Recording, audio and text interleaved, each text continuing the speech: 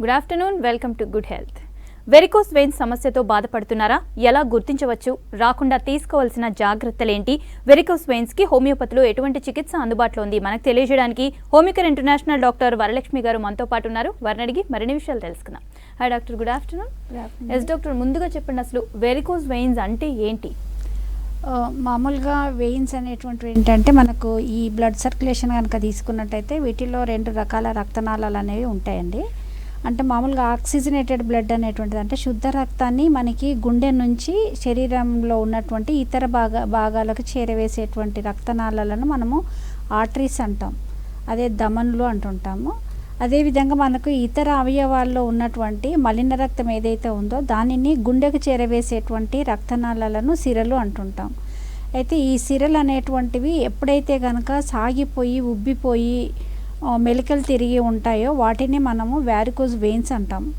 ఈ varicose veins అనేటువంటివి చాలా వరకు మనము లోవర్ లిమ్స్ లోపల ఎక్కువగా చూస్తూ ఉంటాం అన్నమాట. డాక్టర్, ఈ వెరికోజ్ వెయిన్స్ రావడానికి రీజన్స్ ఏంటి? ఎందుకు వస్తూ ఉంటుంది? వ్యారికోజ్ వెయిన్స్ అనేటువంటివి మామూలుగా ఏంటంటే ఎప్పుడైతే ఈ రక్త ప్రసరణలో ఉండేటువంటి మన ఈ రక్తనాళ సిరలు ఏవైతే ఉన్నాయో ఈ సిరల యొక్క గోడలు అనేటువంటి పలచబడ్డమే కానీ లేదంటే మనకు మామూలుగా ఏంటంటే సిరలు అనేటువంటివి ఏంటంటే మనకు ఈ శరీర భాగాల్లో ఉన్నటువంటి మలిన రక్తాన్ని గుండెకు చేరవేయాలి అంటే మనకి ఈ సిరలు అనేటువంటివి గురుత్వాకర్షణ శక్తికి అగేన్స్ట్గా పనిచేయాలి. సో అలాంటప్పుడు ఏంటంటే మనకి ఈ రక్తం ఏదైతే ఉందో కింద నుంచి పైకి గుండె వైపు వెళ్ళినటువంటి రక్తం, గుండెకి చేరినటువంటి రక్తము అది మళ్ళీ కిందకి బ్యాక్ ఫ్లో అవ్వకుండా ఉండడానికి మనకు సిరల లోపల వాల్స్ ఉంటాయి.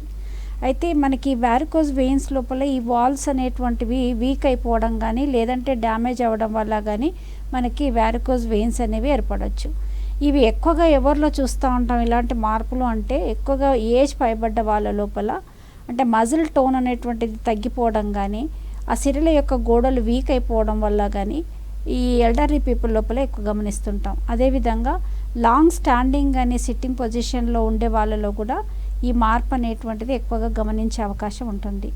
ఇకపోతే స్త్రీలలో కూడా మనము కంపారిటివ్లీ స్త్రీలలో ఎక్కువగా ఈ ప్రాబ్లం అనేది చూస్తూ ఉంటాం. అంటే ముఖ్యంగా మనకి మెనోపాజ్ టైంలో కానీ లేదంటే డ్యూరింగ్ ప్రెగ్నెన్సీ కానీ ఈ వ్యారికోజ్ వెయిన్స్ అనేటువంటివి ఏర్పడే అవకాశం ఎక్కువగా ఉంటుంది. ఎందుకు అని అంటే ఈ టైం లోపల మనకి ఈ ఫీమేల్స్లో ఉండేటువంటి ఫీమేల్ హార్మోన్స్ ఏవైతే ఉన్నాయో అది మనకి ఈ వెయిన్స్ యొక్క వాల్స్ను రిలాక్స్ చేస్తుంటాయి. కాబట్టి దానివల్ల తొందరగా ఆ వెయిన్స్ అనేటివి సాగిపోయేటువంటి తత్వం కలిగి ఉండడం వల్ల మనకు వ్యారికోజ్ వెయిన్స్ అనేటువంటివి ఈ ప్రెగ్నెన్సీ లేడీస్ లోపలనే కానీ అలానే మెనోపాజ్ అంటే పీరియడ్స్ ఆగిపోయినటువంటి స్త్రీలలో కానీ ఎక్కువగా ఈ సమస్యను చూడవచ్చు. ఇకపోతే ఒబేసిటీ అంటే అధిక బరువుతో బాధపడుతున్న వాళ్ళలో కూడా ఈ ప్రాబ్లం అనేది ఎక్కువ గమనిస్తుంటాం. తర్వాత ఎక్కువగా లాంగ్ స్టాండింగ్ అండ్ సిట్టింగ్ పొజిషన్లో ఉన్నప్పుడు ఉండే వాళ్ళ వృత్తుల్లో కూడా ఎక్కువ అంటే మనకు ఈ ట్రాఫిక్ పోలీసులే కానీ సర్జన్స్ ఇలాంటి వాళ్ళలో కూడా ఈ సమస్య అనేది ఎక్కువగా గమనించవచ్చు. సో ముఖ్యంగా ఇది కాకుండా మళ్ళీ మనకు వంశపారంపర్యత ఉన్నట్లయితే ఫ్యామిలీలో ఎవరికైనా ఉన్నట్టయితే కూడా ఇది వేరే ఫ్యామిలీ మెంబర్స్ కూడా వచ్చేటువంటి అవకాశం ఉంటుందండి. ఎస్ డాక్టర్, కాల్ తీసుకుందాం. శ్రీనివాస్ గారు, ఎస్ చెప్పండి, మీ ప్రాబ్లం ఏంటి? చెప్పండి, డాక్టర్ గారు ఉన్నారు, మాట్లాడండి. Madam good afternoon. Madam good afternoon అండి. మేడం నా పేరు శ్రీనివాస్ మేడం, నా ఏజ్ వచ్చి 51 years. చెప్పండి. ఒక 10 years నుంచి నాకు వెరికోజ్ వెయిన్స్ ప్రాబ్లం ఉంది మేడం. లెఫ్ట్ రైట్ 2 కూడా ఉన్నాయని చెప్పారు డాక్టర్. కాకపోతే దాంతో నాకు ఎట్లాంటి కాంప్లికేషన్స్ ఏమి లేవు మేడం. అది అంటే మామూలుగా మేడం ఇప్పుడు వెరికోజ్ వెయిన్స్ ఉన్న వాళ్ళకి ప్రతి పేషెంట్ కి ప్రాబ్లం ఉంటుందా, కొంతమందికి ప్రాబ్లం ఉంటుందా మేడం? ఇప్పుడు ఏం చేయమంటారు నన్ను కావాలి మేడం. ఓకే అండి. మామూలుగా అంటే వ్యారికోజ్ వెయిన్స్ అనేటువంటివి మనం చూసినట్లయితే దాదాపుగా 60-70% ఆఫ్ ద పాపులేషన్లో మనం ఈ ప్రాబ్లం అనేటువంటిది చూడొచ్చండి. బట్ మ్యాక్సిమం ఏంటంటే చాలామంది లోపల ఏసిమ్టమాటిక్ ఉంటారు, అంటే ఎటువంటి లక్షణాలు అనేవి కనిపించవు. ఏ లక్షణాలు లేనప్పుడు ఏ విధమైనటువంటి టెన్షన్ అవసరం లేదండి. అంటే మనకు సిమ్టమ్స్ ఉంటేనే దాని గురించి వరి అవ్వాలి. ముఖ్యంగా మనం ఎలా చూస్తామంటే వ్యారికోజ్ వెయిన్స్ అనేటువంటి జనరల్గా మనకి లోవర్ లిమ్స్లోనే ఉంటుంది. లోవర్ లిమ్స్ అంటే కాళ్ళ లోపల ఎక్కువగా మనకు కనిపిస్తుంటాయి. ఎందుకంటే మనకి కాళ్ళలో ఉండేటువంటి రక్తం అనేటువంటిది పైకి పంపించే ప్రయత్నం లోపల ఇక్కడ మనకి ఎక్కువగా ప్రెషర్ అనేటువంటిది ఎక్కువగా వెయిన్స్ లోపల ప్రెషర్ ఎక్కువ అవ్వడం వల్ల, అంటే మనం ఎక్కువ స్టాండింగ్ పొజిషన్లో కానీ లాంగ్ సిట్టింగ్ పొజిషన్లో కానీ ఉన్నప్పుడు ఏమవుతుందంటే ఈ ప్రెషర్ అనేటువంటిది వెయిన్స్ లోపల యాడ్ ఆన్ అవ్వడం వల్ల మనకి వెయిన్స్ అనేటువంటివి సాగిపోవడం కానీ ఉబ్బిపోవడం కానీ మెలకలు తిరిగి స్ప్రింగ్ లాగా కనిపిస్తూ ఉంటాయి. అయితే ఇది ఎక్కువగా ఇది చాలామందిలో కనిపించవచ్చు, బట్ ఇవి ఉన్న ప్రతి వ్యక్తిలో కూడా లక్షణాలు ఉండనక్కర్లేదండి. ఒకవేళ కనుక మనకు డల్ ఏకింగ్ పెయిన్ ఉండడం కానీ, లేదా అక్కడ ఉన్నటువంటి చర్మం యొక్క రంగు మారడం కానీ, లేదా మనకు అక్కడ విపరీతమైనటువంటి దురద లాంటి లక్షణాలు ఉండడం కానీ, లేదా కాళ్ళంతా కూడా బాగా హెవీగా అనిపించటము, మనం నడిచేటప్పుడు కానీ కూర్చున్నప్పుడు కానీ బాగా లాగినట్టుగా పెయిన్ ఎప్పుడు ఏదో ఒక అంటే బర్నింగ్ సెన్సేషన్ లాగా ఉండడం కానీ, ఇలాంటి లక్షణాలు ఉంటే మాత్రమే మనం దానికి ట్రీట్మెంట్ తీసుకోవాలండి. మోస్ట్ ఆఫ్ ద కేసెస్కి ఏ ట్రీట్మెంట్ అనేటువంటిది అవసరం ఉండదండి.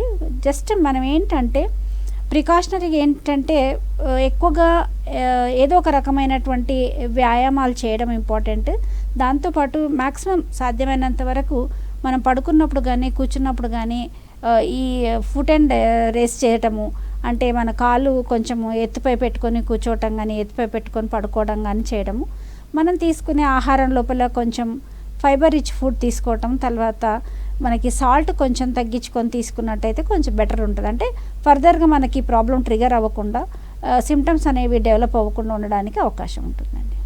ఎస్ డాక్టర్, ఈ ట్రీట్మెంట్ ఏదైతే ఉందో వెరికోస్ వెయిన్స్కి కొంచెం లేట్ చేసినా కానీ, లేదంటే ఆ ట్రీట్మెంట్ సరిగ్గా జరగకున్నా కానీ ఎలాంటి హెల్త్ ఇష్యూస్ వస్తాయి?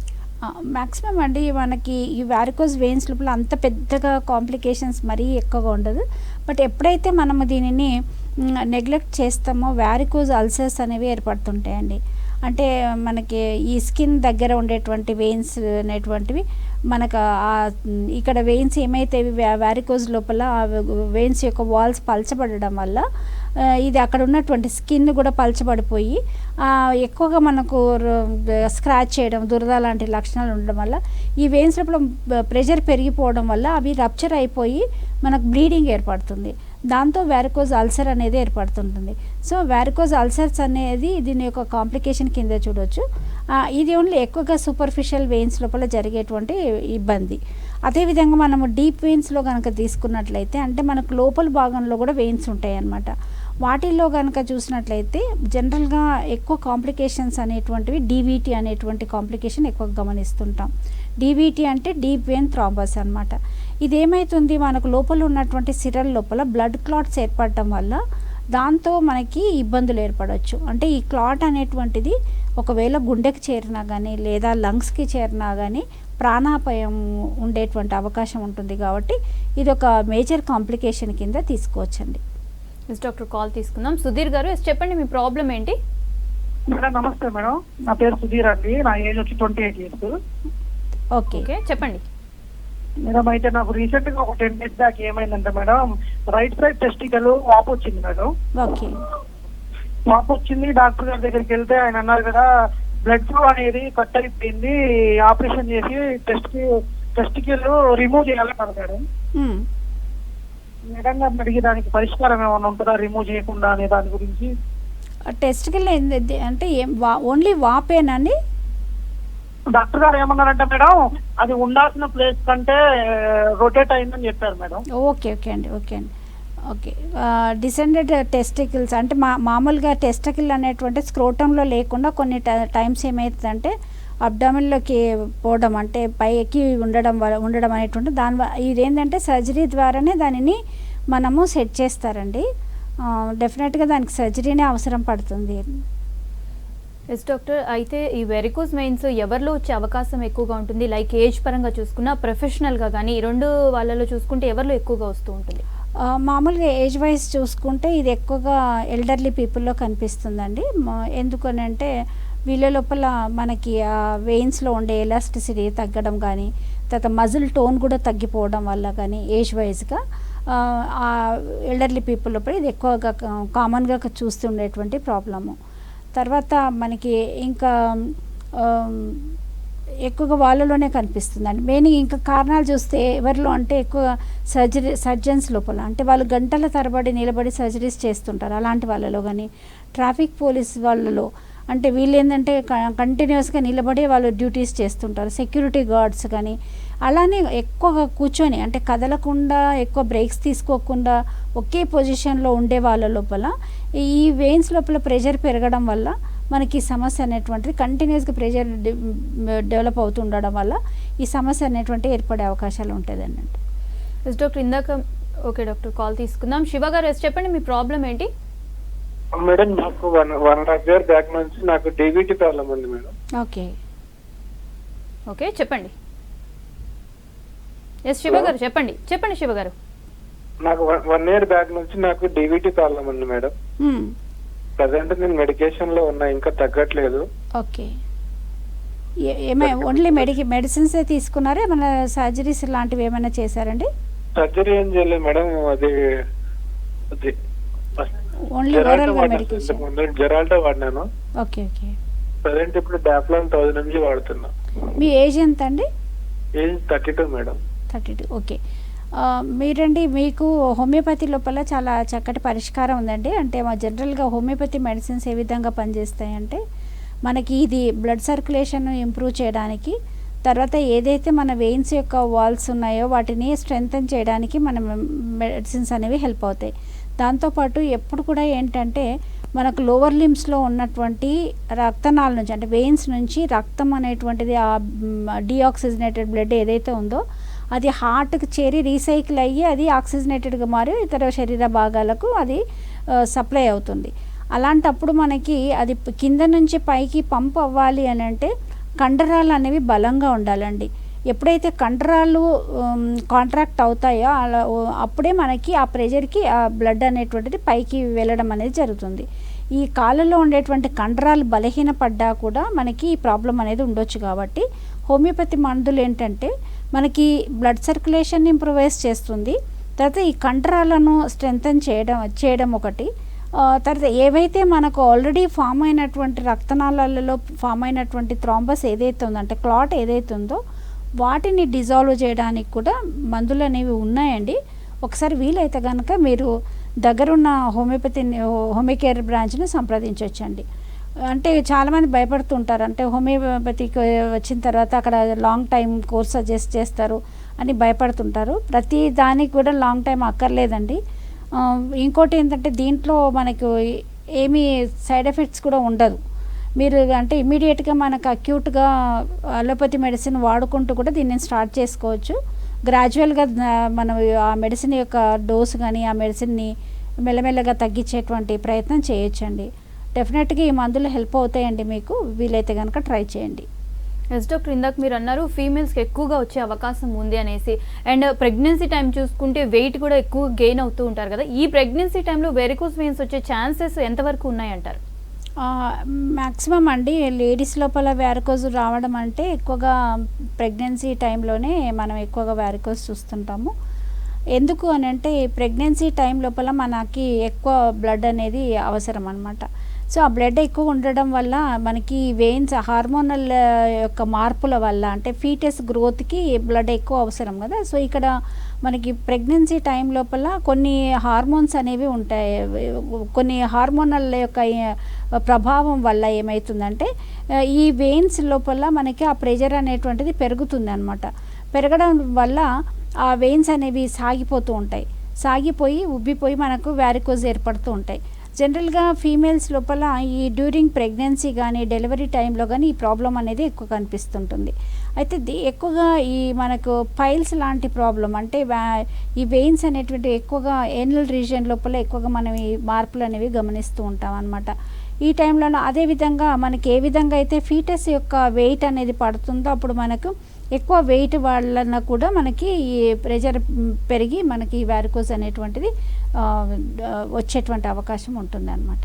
ఎస్ డాక్టర్, ఇప్పుడు అనుకున్నట్టుగా ఇప్పుడు ఈ ప్రెగ్నెన్సీ టైంలో ఈ వ్యారికోజ్ వెయిన్స్ వస్తే ఒకవేళ హోమియోపతి వాడచ్చు అని అంటారా? ఎందుకంటే వాళ్ళు ఆల్రెడీ మెడికేషన్లో ఉంటారు కదా, లైక్ ప్రెగ్నెన్సీ కాబట్టి కొంత మెడికేషన్లోనే ఉంటారు కదా, ఆ టైంలో ఆల్టర్నేట్గా వాడుతూ ఉండొచ్చు అంటారా, లేదంటే రోజు వాడాలా? ప్రెగ్నెన్సీ టైం లోపల మనకు యాంటీనేటల్ చెకప్స్లో మనకు జనరల్గా ఐరన్ సప్లిమెంట్స్ కానీ కాల్షియం సప్లిమెంట్స్ ఎక్కువగా అవి ప్రిస్క్రైబ్ చేస్తుంటారు అంటే నార్మల్ ప్రెగ్నెన్సీ అయితే కనుక. దాంతోపాటు మనకి ఈ ప్రాబ్లం కనుక ఉన్నట్లయితే వారికోజ్ ప్రాబ్లం కనుక ఉన్నట్లయితే డెఫినెట్గా అంటే మెడికేషన్ అవసరం అయ్యేంత సివియర్ ప్రాబ్లం ఉంటే కనుక డెఫినెట్గా హోమియోపతి మందులు వాడుకోవచ్చండి. అంటే హోమియోపతి మందులు అనేటువంటివి ఏంటంటే మనకి ఏ రకమైన ప్రాబ్లంకైనా కూడా మనకి ఇంగ్లీష్ మందులు వాడుతూ మనకి ఈ మందులు అనేవి వాడుకోవచ్చండి. అంటే సైమల్టేనియస్గా అవి వాడచ్చు, ఇవి వాడచ్చు. హోమియోపతి మందులు ఎప్పుడు కూడా అలోపతిక్ ట్రీట్మెంట్ని ఎప్పుడు కూడా డిస్టర్బ్ చేయదు. దీని పని ఇది చేసుకుంటుంది కాబట్టి సైమల్టేనియస్గా వాడినా కూడా ఏమి ఇబ్బంది ఉండదండి. ఎస్ డాక్టర్, నెక్స్ట్ కాల్ తీసుకుందాం. రవి గారు, ఎస్ చెప్పండి, మీ ప్రాబ్లం ఏంటి చెప్పండి. ఎస్ చెప్పండి మేడం. నాది వెరికోసిల్ ఉంది మేడం. ఇప్పుడు అది స్మెర్ప్ కౌంట్ తగ్గింది మేడం, మెటాలిటీ కూడా తగ్గింది మేడం. Okay okay. మంచి అది ఫిజికల్ ఎక్సర్సైజ్ అని వెళ్తారు మేడం. ఏంటండి స్పర్మ్ కౌంట్ తగ్గింది? అవును మేడం. ఇంకా మొటాలిటీ కూడా తగ్గింది మేడం దాంట్లో. Okay okay okay okay. ఎన్ని ఇయర్స్ అయిందండి పెళ్ళి? 1 year అవుతుంది. 1 year. ఓకే. జనరల్గా అంటే మామూలుగా వారికోజ్ అంటే మనకు స్పర్మ్ కౌంట్ తగ్గడానికి అనేక రకాల కారణాలు ఉంటాయండి. మెయిన్గా మేల్స్ లోపల ఎక్కువగా చూసేది వ్యారికోజిల్ కనుక 2nd grade 3rd grade వ్యారికోజిల్ కనుక ఉన్నట్లయితే కొంచెం స్పర్మ్ కౌంట్ అనేది తగ్గేటువంటి అవకాశం ఉంటుంది. బట్ అదొక మీరు రీజన్ ఏంటనేది చెప్పలేదు. స్పర్మ్ కౌంట్ తగ్గడానికి అనేక రకాల కారణాలు ఉంటాయండి. అంటే స్పర్మ్ ప్రొడక్షనే లేదంటే ప్రొడక్షన్ ఉంది కానీ నార్మల్ ఫామ్స్ లేవా అనేటువంటిది. అంటే స్పర్మ్ కౌంట్ అనేటువంటిది ఎంతంటే మనకి మామూలుగా ఒక ml సెమెన్ కనుక తీసుకున్నట్లయితే దాంట్లో మనకి ఒక మినిమం ఒక 15 million అయినా కూడా మనకి స్పర్మ్ కౌంట్ అనేది ఉండాలి. అదేవిధంగా మొటిలిటీ వైజ్ చూసుకుంటే అబోవ్ 50%, 60% మొటిలిటీ ఉంటే మనకు నార్మల్ ప్రెగ్నెన్సీస్ రావడానికి అవకాశాలు ఉంటాయండి. కాబట్టి మనకి ఎంత కౌంట్ ఉంది అనేది ఇంపార్టెంట్ కాదండి. దాంట్లో మొటిలిటీ రేట్ ఎంత ఉంది అనేటువంటిది చాలా ఇంపార్టెంట్. తర్వాత నార్మల్ ఫామ్స్ ఎంత ఉన్నాయి, అట్లీస్ట్ ఒక 4% అయినా నార్మల్ ఫామ్స్ ఉండాలండి. అంటే నార్మల్ ఫామ్స్ అంటే ఏంటి, ఒక స్పర్మ్కి తల తోక ఉండడము.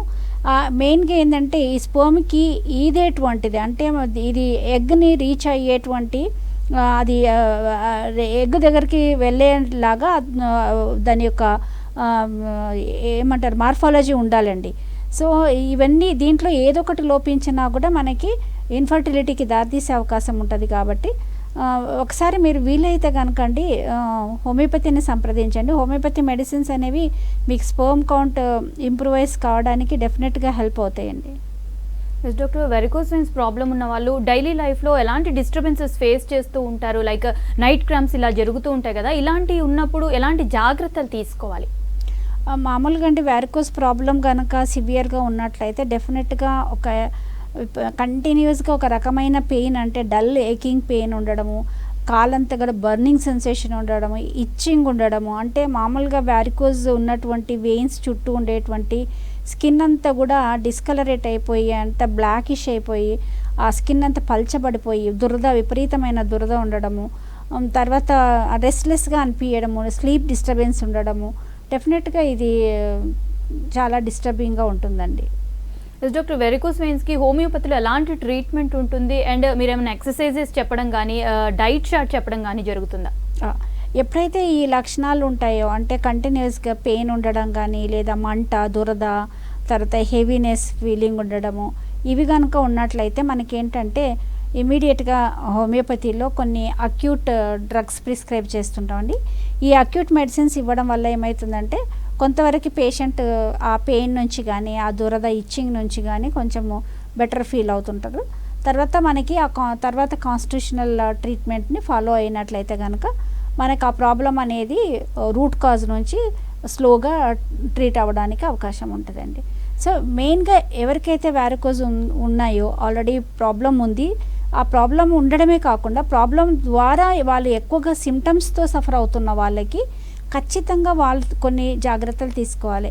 ఒకవేళ కనుక వాళ్ళు ఒబేజ్ ఉన్నట్లయితే కనుక తప్పకుండా వాళ్ళ యొక్క హెల్దీ వెయిట్ని మెయింటైన్ చేయాలి. అంటే వాళ్ళ వెయిట్ రిడక్షన్ అనేది చాలా ఇంపార్టెంట్. దాంతోపాటు రెగ్యులర్ ఫిజికల్ ఎక్సర్సైజెస్ అనేటువంటివి ఇంపార్టెంట్. వీటిల్లో వ్యారికోజ్ ఉన్న వాళ్ళకి వీలైతే గనక స్విమ్మింగ్ అనేటువంటిది చాలా హెల్ప్ అవుతుందండి. తర్వాత వాళ్ళు తీసుకునేటువంటి డైట్ లోపల ఫైబర్ కంటెంట్ ఎక్కువగా ఉండాలి. తర్వాత సాల్ట్ అనేటువంటిది తగ్గించుకున్నట్లయితే బెటర్ అండి. దీంతోపాటు కొంచెం లిక్విడ్స్ ఎక్కువగా తీసుకోవాలి. వాటర్ ఇంటేక్ అనేది ఎక్కువగా ఉండాలి.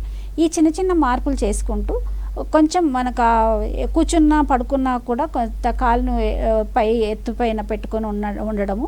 తర్వాత టెంపరీగా కంప్రెషన్ స్టాకింగ్స్ ఒకటి వేసుకుంటే ఏమవుతుందంటే కొంచెం అంటే ప్రాబ్లం అనేటువంటిది సివియర్ అనిపించకుండా మనకు ట్రిగర్ అవ్వకుండా ఉంటుంది.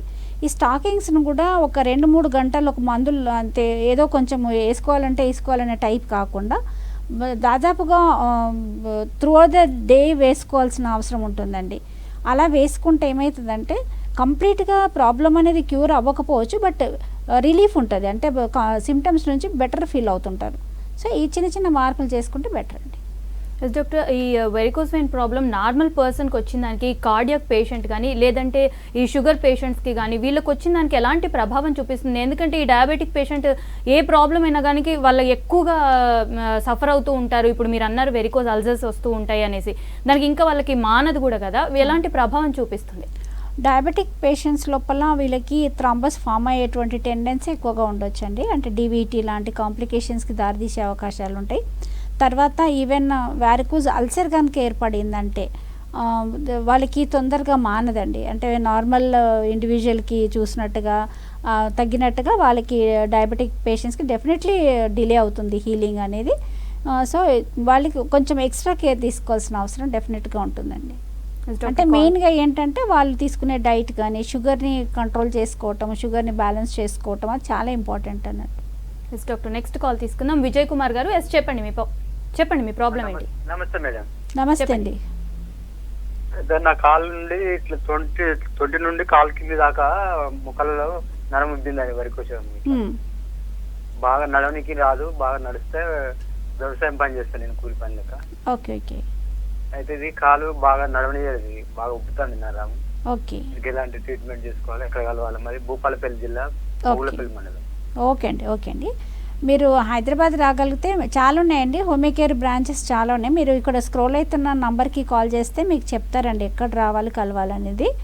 అయితే మీకున్న ప్రాబ్లం వచ్చేసి ఇప్పుడు వ్యారికోజ్ వెయిన్స్ మీకు నొప్పి కూడా ఉందంటున్నారు. ఈ నొప్పి ఉన్నప్పుడు ఏంటంటే మీరు ఒకటి కలర్ డాప్లర్ ఒక టెస్ట్ చేయించాల్సిన అవసరం ఉంటుందండి. దాంతో మనకి ఏమైనా క్లాట్స్ ఏమైనా ఉన్నాయా కూడా తెలుసుకోవాల్సి ఉంటుంది. అది ఒకసారి మీరు క్లినిక్ విజిట్ అయితే కనుక మీకు అన్ని డాక్టర్ గారు క్లియర్గా చెప్తారండి. Okay, thank you doctor. ఇది ఇవాల్టి good health. Stay tune to V6 news.